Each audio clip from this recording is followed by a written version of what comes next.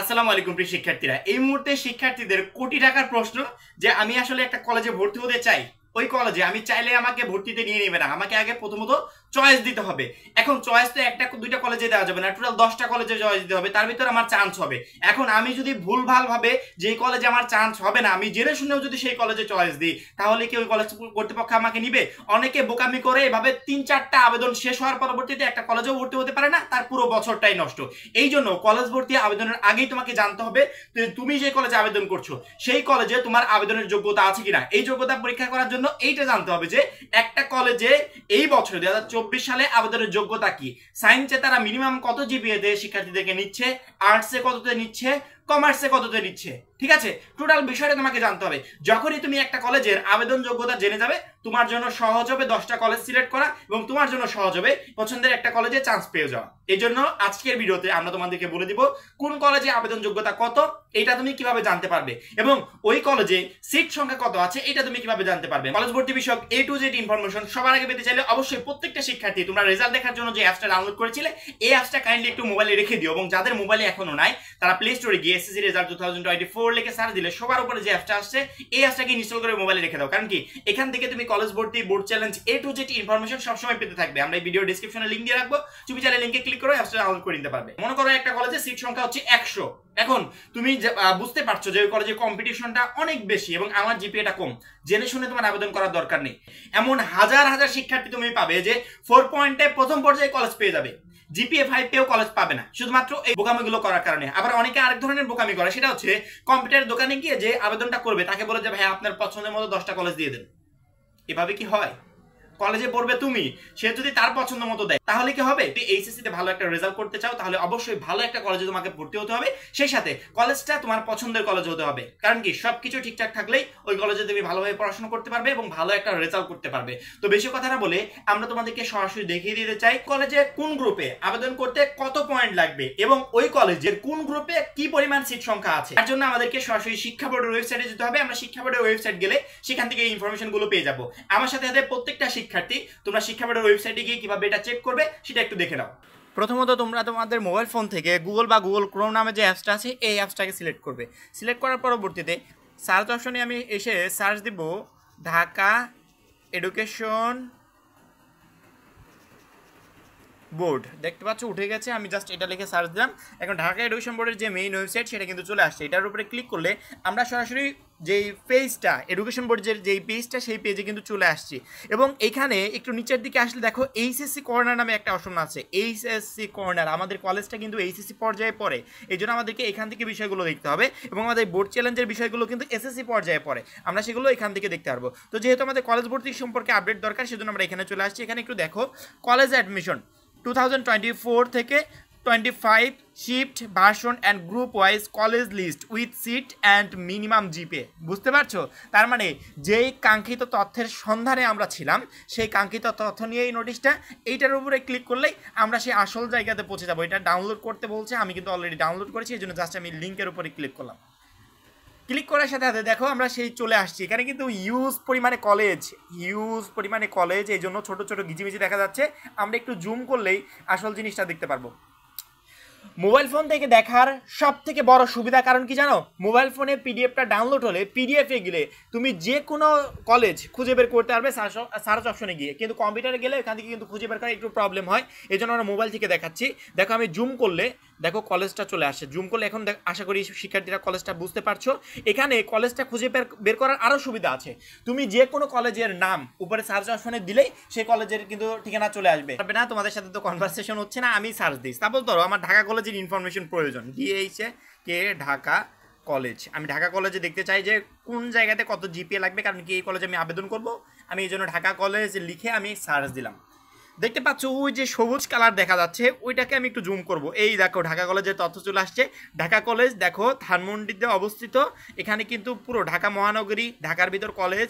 Dhaka college 3টা দেওয়া আছে। 3টা মানে কি জানো? 3টা গ্রুপ। দেখতে পাচ্ছ ঢাকা কলেজের 3টা গ্রুপ, এই জন্য 3বার দেওয়া আছে। প্রথমটা হচ্ছে হিউম্যানিটিস, তারপরে বিজনেস স্টাডিজ, তারপরে হচ্ছে সায়েন্স। 3টাই হচ্ছে মেল, অর্থাৎ শুধুমাত্র ছেলেরাই এখানে পড়াশোনা করতে পারবে। বুঝতে পারলে? আমরা 3 মেইলের আমরা একটু জিনিসটা দেখে নিব। উপরে আমরা 3 মেলের একটু জিনিসটা দেখে নিব যে আমাদের আসলে কত জিপিএ প্রয়োজন ঢাকা কলেজে পড়তে হলে। দেখতে পাচ্ছ ঢাকা কলেজে যারা হিউম্যানিটিসে আবেদন করবে তাদের মিনিমাম 4.5 লাগবে, 4.5। একটু দেখো 4.5। যারা বিজনেস স্টাডি ব্যবসা শাখায় আবেদন করবে 4.75 লাগে। ঢাকা কলেজের যারা সায়েন্সে আবেদন করবে তাদের জিপিএ 5 লাগবে। এইভাবে দেখো হিউজ পরিমাণে কলেজ কিন্তু এখানে আছে, এবং যে কোনো কলেজ উপরে মোবাইল ফোন থেকে প্রথমে পিডিএফটা ডাউনলোড করবে, তারপরে সার্চ অপশনে গিয়ে তুমি যে কোনো কলেজের নাম লিখে কিন্তু এখানে সার্চ দিতে পারবে। আচ্ছা আমি আরেকটা কলেজ দিই, ঢাকা সিটি কলেজ। দেখি তো, ঢাকা সিটি কলেজ এটা লিখে সার্চ দিই। এই দেখো ঢাকা সিটি কলেজের ইনফরমেশন চলে আসছে। দেখো ঢাকা সিটি কলেজে কোনটাতে কি লাগবে এই বিষয়টা কিন্তু চলে আসছে। আমি সার্চ দিই আদমজি ক্যান্টনমেন্ট কলেজ, আমি এটা সার্চ দিই। অবশ্যই আর জানো যে আদমজি ক্যান্টনমেন্ট কলেজ একটা নামকরা কলেজ, শিক্ষার্থীদের টার্গেট থাকে এই সমস্ত কলেজগুলোতে ভর্তি হওয়ার। দেখো আদমজি ক্যান্টনমেন্ট কলেজের দেখো সব কিছু কিন্তু এখানে চলে আসছে।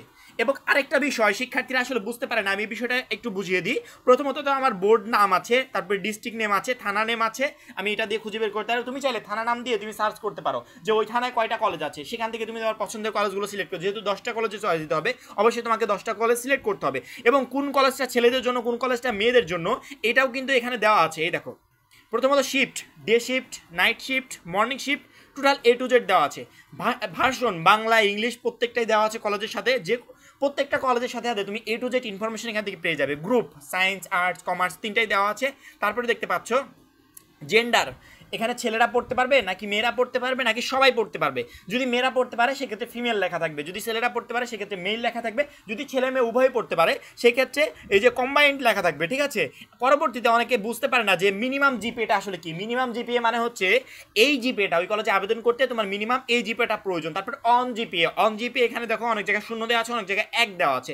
অন জিপিএর বিষয়টা একটু বুঝিয়ে দিই। এই দেখো প্রথমত অন জিপিএ যেটাতে 1 দেওয়া আছে, এই পাশে 2, তারপরে আমরা দেখি কম্বাইন্ড এটা, তারপর হিউম্যানিটিস, তারপরে এখানে একটু আসলে একটু এই পাশে আসি দেখি, এই দেখো তারপরে এই দেখো এখানে কিন্তু স্কুল অ্যান্ড কলেজ দেওয়া আছে। স্কুল অ্যান্ড কলেজের কাহিনীটা আমি বুঝিয়ে দিই যে কোনো শিক্ষার্থী যদি অলরেডি ওই স্কুলে পড়াশোনা করেই ওই কলেজে ভর্তি হতে চায় তাহলে তার অন জিপিএ দরকার 1।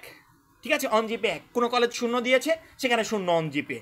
ঠিক আছে, অন জিপিএ যদি 2 দরকার সেখানে 2 লাগবে। এবং তুমি যদি বাইরে থেকে ভর্তি হতে চাও তাহলে তোমার মিনিমাম জিপিএ যেটা লাগবে এই যে বাম সাইডে দেখতে পাচ্ছ মিনিমাম জিপিএ 1, 1, 3.5, 3.25, অর্থাৎ এই গ্রুপে আবেদনের জন্য এই কলেজে ভর্তির জন্য মিনিমাম তোমার এই জিপিএটা থাকা লাগবে। পরবর্তীতে এসকিউ মিনিমাম জিপিএ দেখাও। এসকিউ হচ্ছে এসটিউ কোটা। ঠিক আছে, তারপরে এখানে দেখো সবগুলো 0। তারপরে এখানে সিট সংখ্যাটা একটু খেয়াল করো যে কোন কলেজে আসলে কোন গ্রুপে কয়টা সিট খালি আছে। এই হচ্ছে A to Z ইনফরমেশন। অর্থাৎ ঢাকা বিভাগের ভিতর তুমি কয়টা কলেজে আছে, কোন কলেজে আবেদন যোগ্যতা কত জিপিএ লাগবে, কোন গ্রুপে সিট সংখ্যা কতটা আছে, A to Z ইনফরমেশন তুমি এই লিস্টে চলে আসলে যাবে।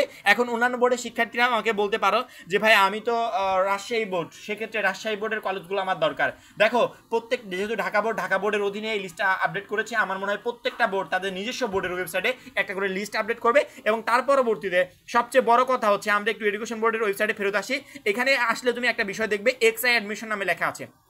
এই অ্যাডমিশনের আপডেটটা এখনো আসে নাই, কারণ কি এখনো নোটিশ প্রকাশ পায়নি। নোটিশ প্রকাশ পাওয়া মাত্রই এক্সআই অ্যাডমিশনের ভিতর ঢুকলে তুমি কোন বোর্ডের শিক্ষার্থী A to Z সকল বোর্ডের কোন বোর্ডে কতগুলো কলেজ আছে, কোন কলেজে তুমি কত জিপিএ নিয়ে ভর্তি হতে পারবে A to Z তুমি তথ্য পেয়ে যাবে। নোটিশ প্রকাশ পাওয়া অবধি আমাদেরকে অপেক্ষা করতে হবে সকল বোর্ডের সকল কলেজের ইনফরমেশন পাওয়ার জন্য। রিসেন্টলি আমরা একটা আপডেট পেয়েছি 26 মে থেকে ভর্তিটা শুরু হয়ে যাবে। আমার মনে হয় 2-1 দিনের ভিতর তোমাদের নোটিশটা প্রকাশ পেয়ে যাবে। এবং নোটিশটা প্রকাশ পাওয়া মাত্রই এক্সআই অ্যাডমিশনের যে সাইটটা দেখালাম এখন আপাতত বন্ধ আছে, খুঁজে পাওয়া যাচ্ছে না, ওই সাইটটা আসলে চালু হয় নোটিশটা প্রকাশ পাওয়ার পর। এবং ওই সাইটটা চালু হয়ে গেলে আমরা ওইখানে সকল বোর্ড পেয়ে যাব, সকল বোর্ডের শিক্ষার্থীরা কোন কলেজে আবেদনের কি যোগ্যতা, বাংলাদেশের সকল কলেজের লিস্ট ওইখানে বোর্ড ওয়াইজ আলাদা আলাদা করে দেওয়া থাকে। ঢাকা বোর্ড আছে, বরিশাল বোর্ড আছে, এভাবে প্রত্যেকটা বোর্ড ওইখানে দেওয়া থাকবে। আমাদেরকে শুধুমাত্র নোটিশ প্রকাশ পাওয়া অবধি অপেক্ষা করতে হবে। এবং নোটিশ প্রকাশ পেলেই সাথে সাথে একটা ভিডিওর মাধ্যমে আমি তোমাদেরকে জানিয়ে দিব। তার জন্য আমাদের চ্যানেলটা সাবস্ক্রাইব করে পাশে বেল আইকনটি ক্লিক করে রাখবে। সবাই ভালো থাকবে, সুস্থ থাকবে, খোদা হাফেজ।